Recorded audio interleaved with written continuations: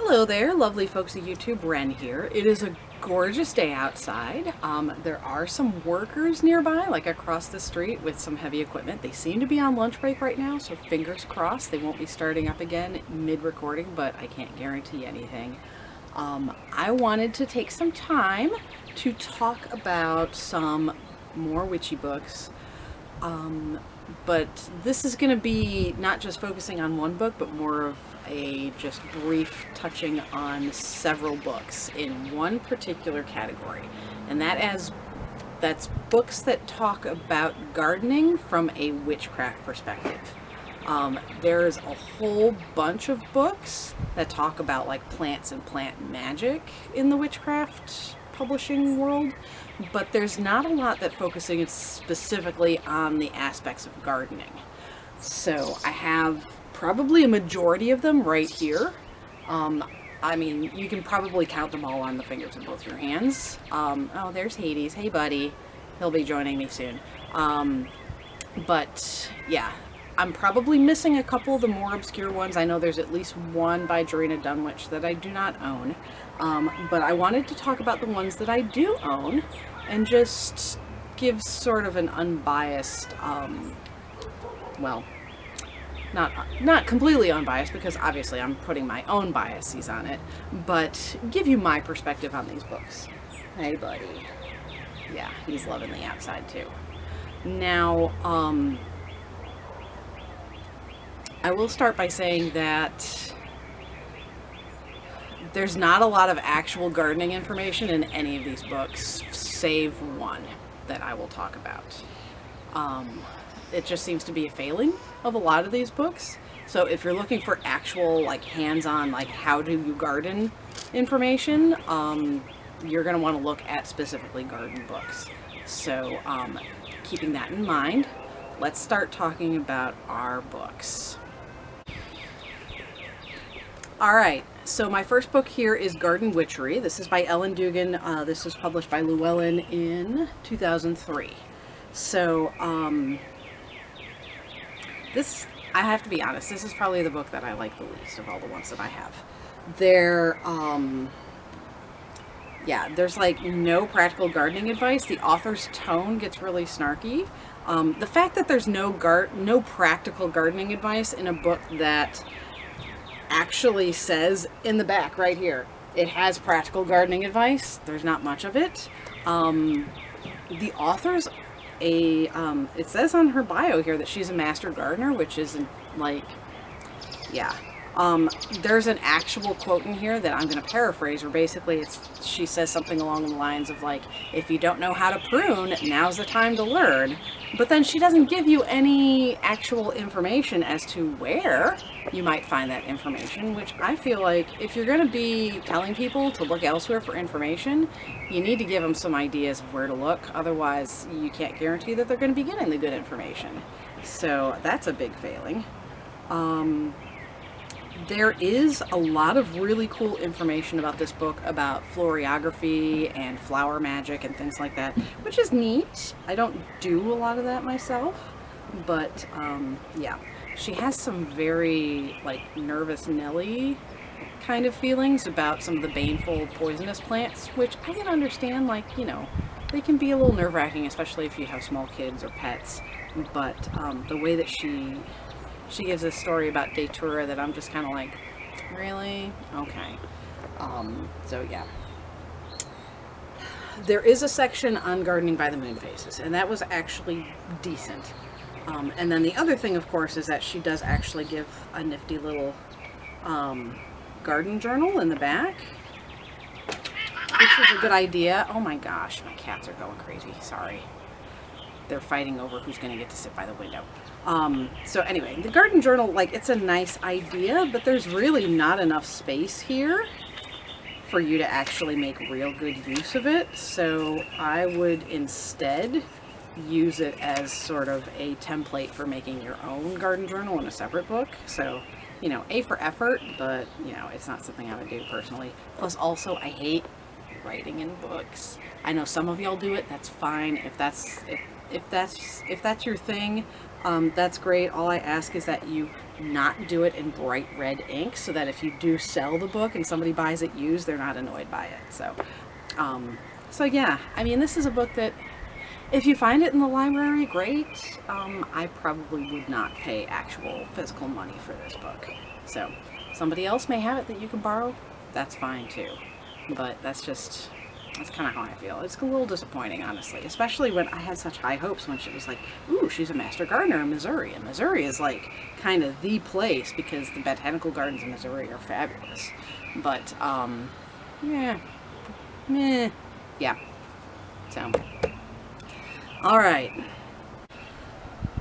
Our next book, Real Witch's Garden by Kate West. This is a Harper Element book from 2004. This one I like better. It starts off with some practical considerations about how to plan your garden and, you know, basically things that you need to think about before you really get started that I think are really important. So I give them a lot of credit for that. There's a fairly decent list of plant correspondences in here. And there's also a really better organized chapter on gardening by the moon and moon phases and gardening that I definitely appreciate it.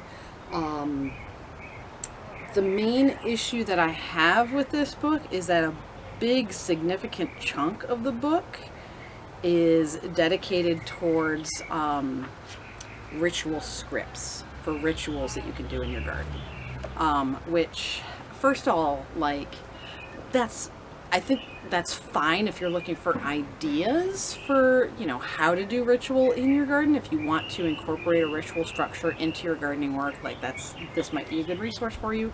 I don't like ritual scripts because, in general, they tend to, like, I don't know, they always just feel really hokey to me. And I always feel like you're going to get a better ritual experience if you write something yourself rather than just, you know, opening a book and just reading from a script. Like, yeah. I don't know. That's just me. Like, and I'm saying this as a Wiccan, like, and we use a defined ritual structure, but there are certain parts that you really need to freeform, and it really needs to come from the heart. We have the ritual structure more to just kind of give our tradition a universal language for how we want to express the things that we really feel like we need to express. So I don't know. I'm not a fan of ritual, like written out rituals like this. I always feel like every time I start reading them, like my eyes just start to glaze over, and I'm just like, but and there's a lot of them in this book. So that is the caveat that I have with this book. But I do like it better than Garden Witchery, I will say that. I am kind of amused. This book was obviously written right at like sort of the peak of Harry Potter, and the type font that the publisher has chosen is obviously reflective of trying to, you know, sort of capitalize on that craze. So that's not a criticism of the author. I'm sure that she probably had minimal input into that. It just amuses me. So just there's that there as well. But I do like this book. I feel like the author's voice is has a lot more clarity, and is a lot less judgmental than the other book, which, I don't know, it just gets kind of judgy at times, and this one doesn't suffer from that as much. So this one's a decent book. I still don't know. Yeah. You can probably buy this one for cheap. I mean, these are all used books. They're all older books. If you can buy it for cheap and it's something you interest you, especially if you're looking for some ideas of how to incorporate ritual in your garden, might not be a bad purchase, but I don't know. I feel like this is another one that if you're kind of like, I'm not really sure, you could probably borrow this one from a library, or if you know somebody who has it, you know, or if you just find it really cheap and get a really good deal on it used, that's okay too. So anyway, got another book to go more in depth on, and let's move on to that next. Alright, so this book is Magical Gardens by Patricia Monaghan. This was also put out by Llewellyn. This actually has two publication dates because it was originally put out in 1997, but then they had a 15th anniversary edition that was put out in 2012. And like upon reading it, I can see why this book was reissued. This is actually like kind of a beautiful book. It's very well written. The author's background as a poet really shines through in this book. So it's just kind of a delight to read. I also really love the way that she incorporated myths about gardening and horticulture from throughout the world into her writing. That was really a fabulous touch, in my opinion. I really enjoyed it. And there is like some little nuggets of decent information hidden amidst all the really, really floral writing, for lack of a better word. So there are a lot of ideas in here for ways that you can sort of build a meaningful relationship with your garden. And she doesn't rely on just pre-written ritual text, which I very much appreciate. The caveat with this is that nearly half the book, like seriously, like probably about 48% of the book is dedicated to these pre-constructed garden concepts, which is fine if you need some help in that respect. If you just don't know how to actually like build a garden from the ground up, like this can at least give you some ideas. The downside of this is that she gives you a lot of like very specific plants to plant for these themes, and most of these plants are probably not going to be readily available to you. It's going to be really hard to track down a lot of them because a lot of the time she uses very specific cultivars of plants, not just a general plant. And the problem, of course, is that the garden trade world goes through trends the same way the fashion world does. The same way like it's going to be really hard to find hip hugger jeans these days, it's also really hard to find some of the plants in here because they're just not popular and therefore they're not being sold anywhere. So that is a definite downside to this book. Like I said, the first half of the book, I really loved it. I enjoyed reading it. I don't know that it would necessarily be good for someone who's just getting started in gardening, because there's a lot of stuff that's really more of like, if you have experience, this is how to deepen and enrich your experience. Rather like if you're just starting out, there's going to be a lot here that you're going to be like, okay, what do I do with this? So I feel like if you have some garden experience, this is definitely a very, very enjoyable book to read. But it's probably not going to be very useful if you're literally starting from scratch, or you just have a few pots on the windowsill. This isn't going to be very helpful for you, unfortunately. It's so nice to read. It has a very nice, I don't know, it's poetic. It is poetic, but yeah, it has its downsides. So anyway, there are two other books that I want to talk about that I have here. So, I have mentioned this book before. I will, up there somewhere, put a link to the video review that I've done this. This, if you are getting started in gardening, witchy gardening specifically, this is the book I recommend. Although this book is primarily written as a deep exploration into 13 specific plants in the garden, there is like 2 or 3 chapters in the beginning that have just a wealth of really condensed gardening information that's super useful. And also, like, some of the things that he talks about under the specific plants also apply to other plants of a similar type. So, like, for example, he talks about the poppy, and he talks about the energies of annual plants and how their how the way that they grow influences their magical abilities, and that, that's information is going to apply to all annual plants, not just poppies. Same things with the clary sage, where he talks about clary sage and the biennials, and how the energy of a biennial is different from an annual, which is different from a perennial, and like that's information that's good regardless of what type of plant, whether you're talking about clary sage or whether you're talking about angelica or whether you're talking about parsley. They are all biennials and they all share that same energetic trait that he talks about in this book. The other thing that I really like about this book is that the plants are listed in order from easiest to cultivate to most challenging to cultivate, so you can kind of see it as sort of like increasing in challenge level. And yeah, so it's really helpful, I think, for the beginning gardener, because you can kind of go down the list in increasing difficulty and kind of challenge yourself a little bit more each time. So yeah, what can I say? Every time I bring this subject up, I just gush about this book, because I think this is the best witchy plant book out there, at least from a gardening perspective. So one other book, of course, some of you may have seen this one around. This is Erin Murphy Hiscock's new book. It just came out last month, I want to say.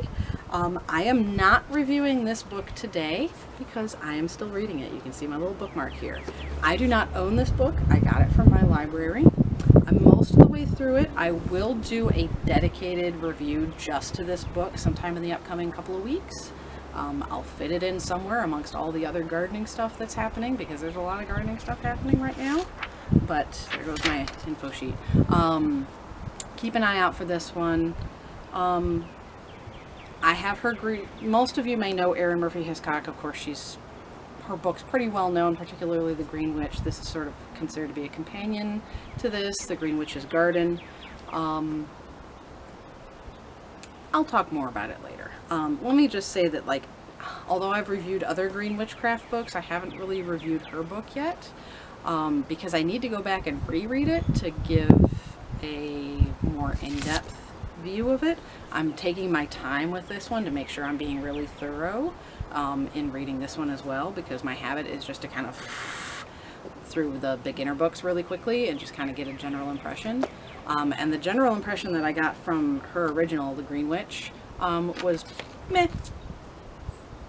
So yeah, and then of course now I see all these people going like absolutely bananas over it online, and I'm like, okay. But yes, I'm trying to be very thorough to give a complete and introspective perspective on this book, so that you can look forward to that review coming out soon. Just don't know when, but I will talk about this book, I promise. Like I said, in the meantime, you can get this book at certain libraries. That's where I got mine. Take a look in your local library system. If you don't want to just buy the book, you can probably find it in a library if you look. If your local library system doesn't have it, there may be another library nearby. You can ask your librarian if they can find it in another library system and have it transferred over for you, because libraries will do that. They are an awesome resource that you can definitely utilize for that, and I highly recommend it. That's what we pay for. They're there for us. They're there to work for us. And then while you're at the library, you can get some actual real garden books to learn about gardening too. Not necessarily witchcraft and gardening, but actual gardening. My just go-to recommendation is the Rodale Press books. If it's written by Rodale, it's going to be good. Rodale Press is to garden books what Llewellyn is to witchcraft books, at least current Llewellyn. So they're kind of the catch-all. That's their focus. And I've had some real gems from Rodale that I've both read and also own. So that's my recommendation. If you're looking for just garden info, start with them. So anyway, that's all I have for now. That's all my garden books, at least as far as the witchcraft ones go. So like I said, you'll be seeing another video from me soon on Erin Murphy Hiscock's book. In the meantime, I hope this video finds you well, and I will see you again soon.